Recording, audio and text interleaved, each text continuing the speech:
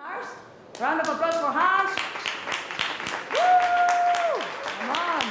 Bien, thank you. Then we have the Director of Customer Experience and Business Development at Banco Sabadell, Alex Escasi. Welcome, Alex. Welcome. Thank you. Woo! And of course, we have a super moderator, as usual, to moderate our panel. It's a pleasure to count with the FinTech Advisory Consultant, Tara Kemlin-Jones. Welcome, Tara. Thank you, and the stage is yours. Thank you very much. Well, thank you very much. Thank you very much for attending. And I'm very excited because I have got two people here who are very passionate about customer experience. And they're coming about it from a completely different angle. So I'm going to start by reintroducing Aleix Escasi, who's Head of Customer Experience and Business Development at Banco Sabadell. He started off life apparently at L'Oreal, which for me is maybe just an excuse to hang around pretty girls, but I didn't ask any more questions. He then ran his own startup, which was called Plancha Express. Well, Plancha Express in English is instant ironing, which sounds amazing. But sadly, he said that after years of washing his friends' dirty clothes, he wasn't getting rich. So he turned his hand to consulting. And I am a consultant, so I'm allowed to say this. Those who can do, those who can't consult. But he's got a very good excuse. He's got 4 daughters. Just think about it, that's 5 girls at home. All I can say is, don't let them watch the Kardashians. And then we've got Harsh, which in English doesn't sound great, you know. As a name, who are you? I'm Harsh. But actually, in Hindi, it means happiness. And Singha, as you might know, means lion. So we've got a happy lion who's very well traveled.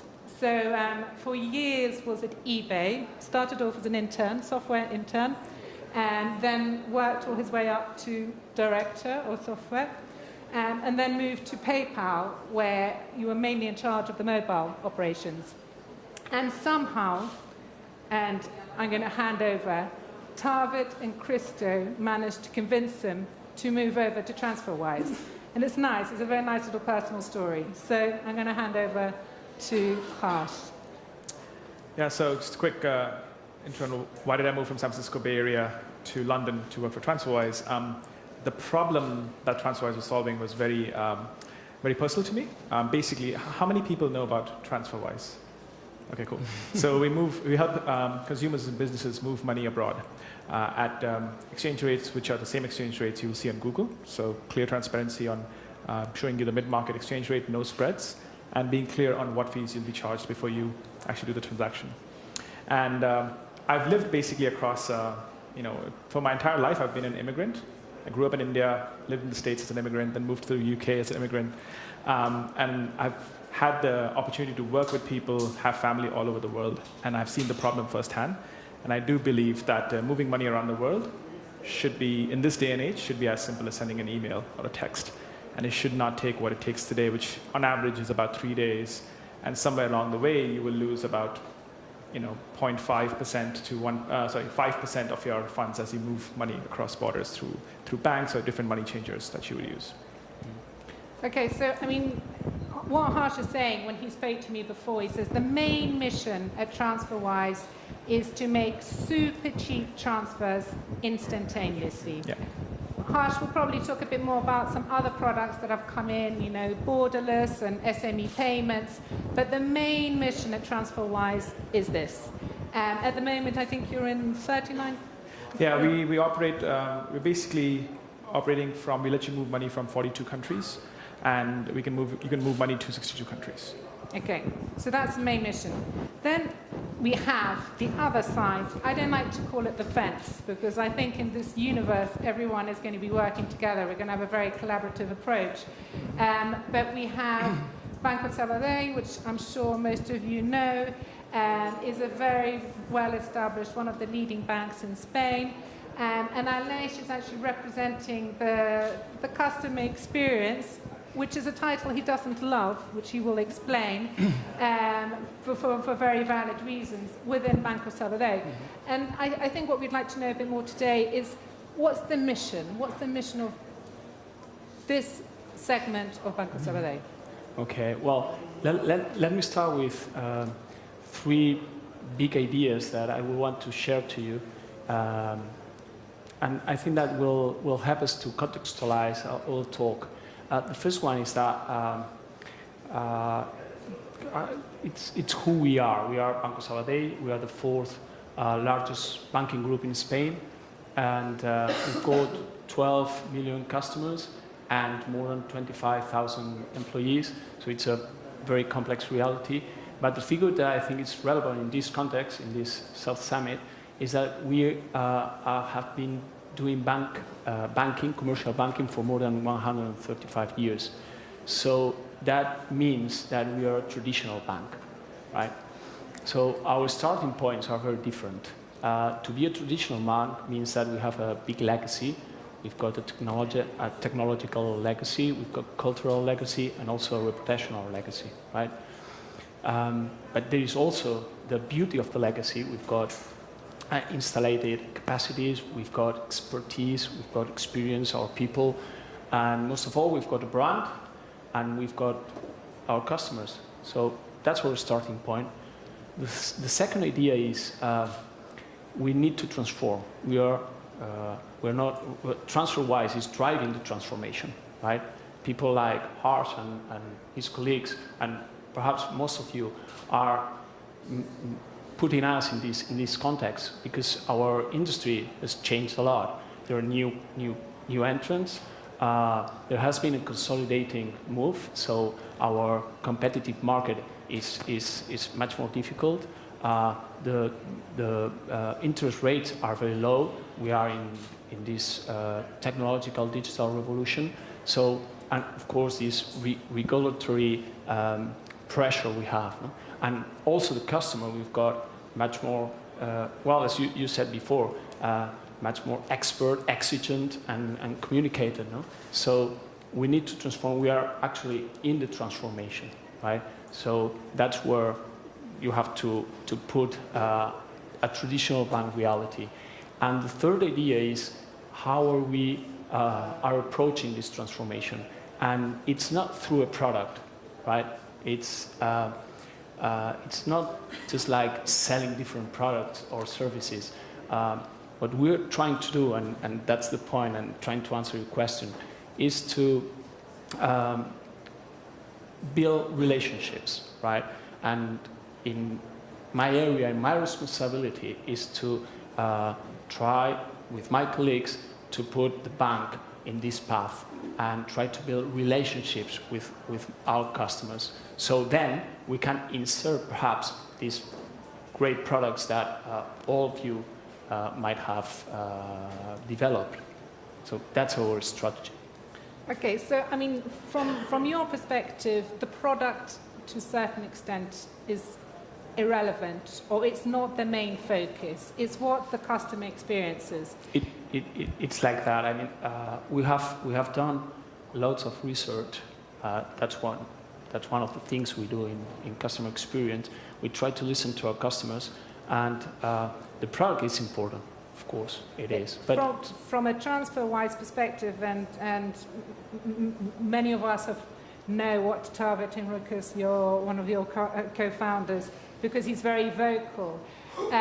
He's famously said that you can't build a good brand without a good product.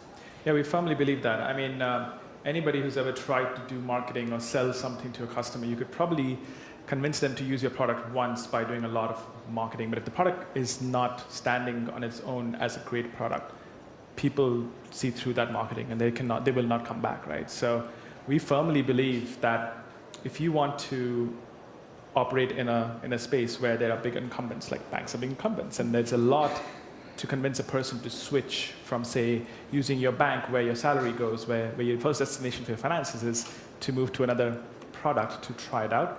The product has to be an order of magnitude better, and that's the starting point. If it's not there, then no matter how much you market, it doesn't matter. And then on top of that, you build a great brand. And that brand helps build those, like, if customers are like 80% there, with a great brand and like feeling that they are actually empowering, building a better world, then they basically become evangelistic. And that's when they tell their friends. One of the things, the data I was sharing with Tara and Alex was, last month, for example, almost 70% of our new customers that joined TransferWise came from word of mouth, meaning the friends told their friends. We didn't have to spend money on the marketing, right? So, and that's the power of the product. If the product's that good, then basically you as a person who finds out that your friend's going to move money abroad will recommend the product to say, hey, you should use TransferWise because it saves me money, it's fast, and it's better. But if the product's not there, then you could market a lot, but it doesn't matter. So in a way, you're both coming at it from a slightly different angle, Yeah.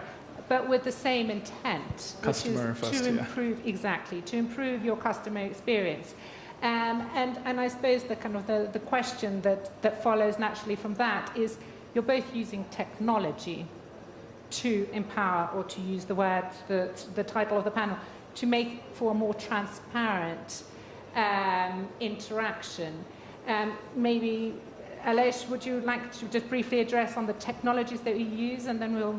Yeah, well, I was talking to you both about this issue. I believe that technology is helping us a lot in terms of transparency. But we are doing a different approach.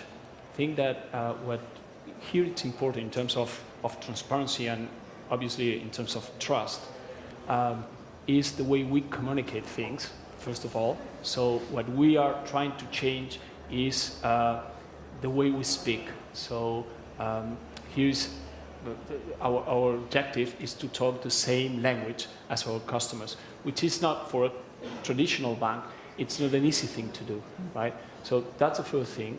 It's perhaps it's more a cultural thing. And the second thing is we have to change our commercial procedures. We're talking about products. I absolutely agree that you need to have a good product to be somebody in the market. But in our customers, they really prefer the way you consume this product. So the process is very relevant here. And what we're trying to do is to try to simplify it. So erase all the complexity and make it easier for the customers. So what you're saying is that your main approach in terms of technology is actually language, using an appropriate language to engage with your customers? Both things. Language, because we have to change the way we communicate in terms of the language and the way we use this language, all things, for example, in a contract, right? But the second thing, and here technology is very important, very relevant, is we have to establish very lean procedures. Right? We have to erase this complexity. So to make a transfer to the UK could be done with just a button, right? Okay. And now it's much more difficult. Obviously, at the moment, there's a perception that TransferWise might have conquered the ease of access in the specific process, which is money transfer, perhaps slightly better than some of the incumbent banks. What are the main hurdles that you see for TransferWise coming?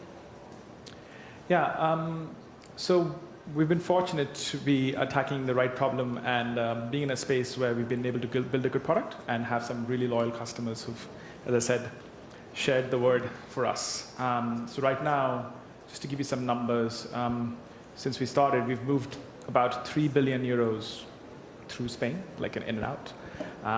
That's over 2 million transfers.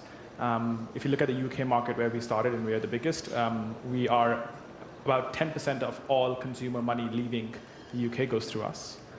But I think the biggest, so the technology aspect, you're right, like there's a lot of stuff that we need to do. We believe that our customers basically ask us for 3 things. They say, I want to move money super fast, I want to move money super cheap, and I want to move money super conveniently. And each of these pillars define our product direction and how we optimize to build a customer experience.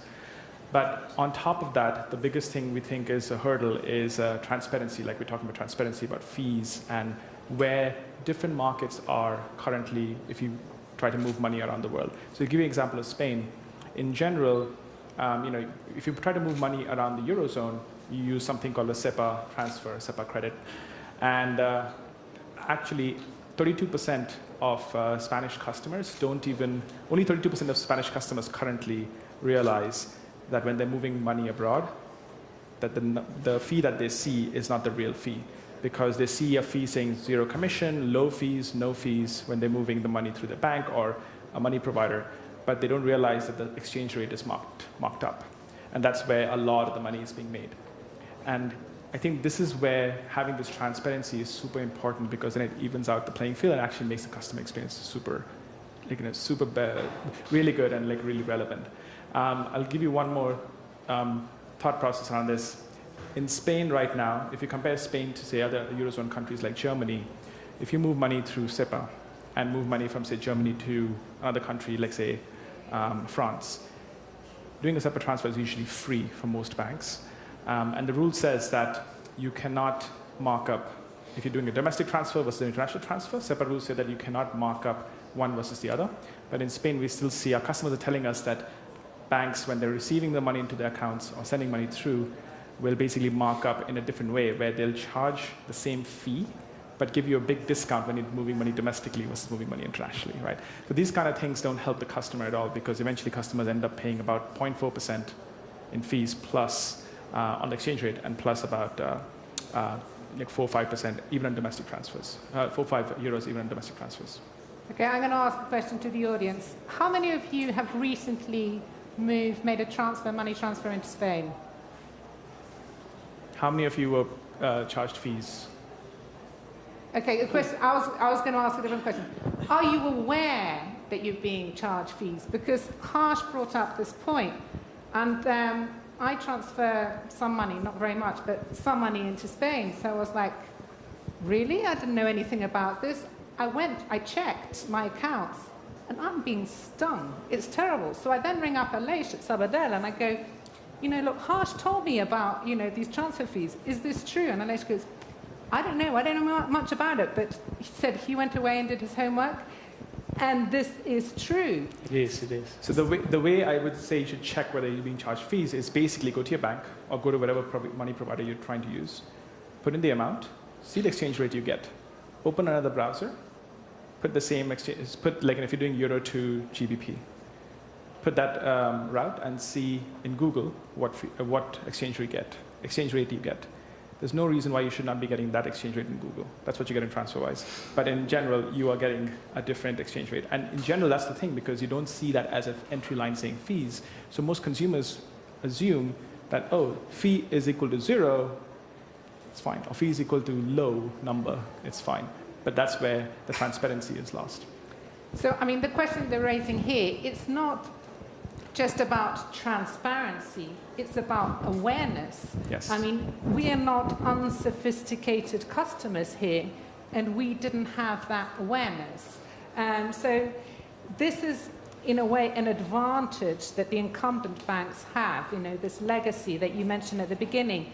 This legacy means that customers are blindly undertaking transactions because they believe what they are told is true, when in fact the opposite is. Wow.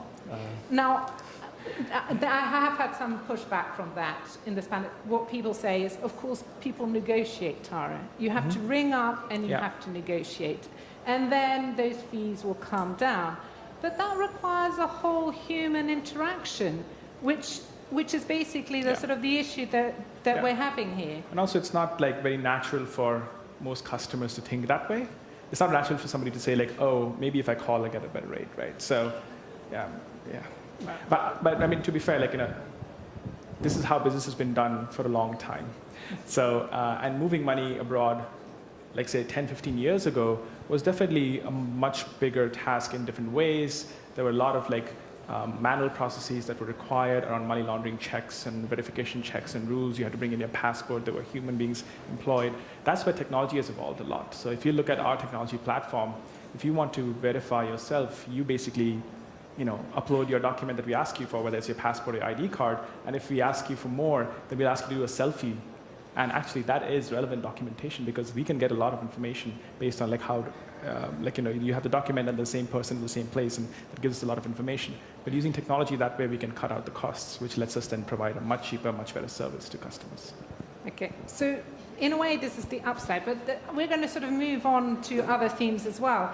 And one of the questions that I wanted to ask is that you're actively involved in Sabadell in trying to change this legacy, in trying to change the cultural environment within banks, which traditionally is very focused on products. I suppose the question is, where do you see the industry, the financial services industry, in 5 years' time?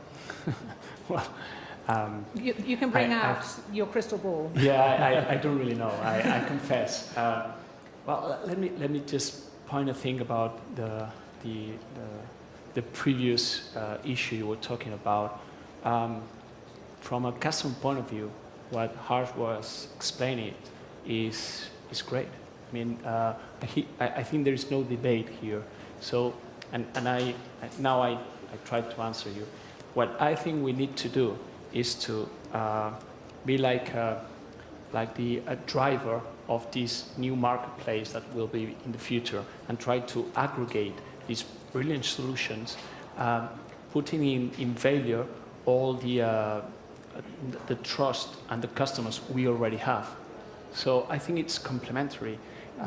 As a customer experience director, when I see this type of situations where our customers don't know what we are charging them, it's something we absolutely need to change. So, and this is why we're trying to transform and to talk different and to speak another language and to be much more clear, right? So we've got this line, this work line.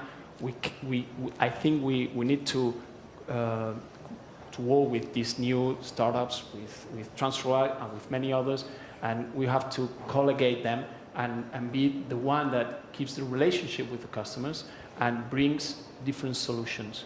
And here, I'm going to interrupt. I mean, we can move on to that. Just basics. In terms of the landscape, the physical landscape, a lot of the incumbent banks still use branches. Mm-hmm. This morning we had a fantastic speech from the chairman of BBVA saying that, he thinks, obviously we think that the number of branches are going to reduce, but there's some problems associated with that as well. So the 5-year, we're not talking about 20 years out, where, maybe it's easy to imagine that we live in a branchless society because the millennial generation has come through, and our generation as well, who are already quite mobile.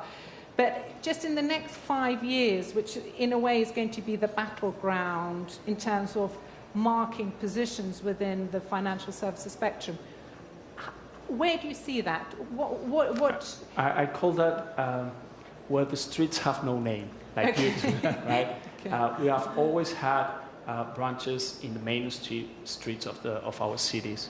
I think that in 5 years' time, we will still have some of those branches.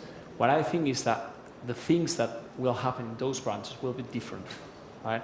We are trying hard to move to the digital area some of the things that are already happening now in the branches, mainly all the transactional issues, and we'll leave these spaces into the things that really give value to our customers, right?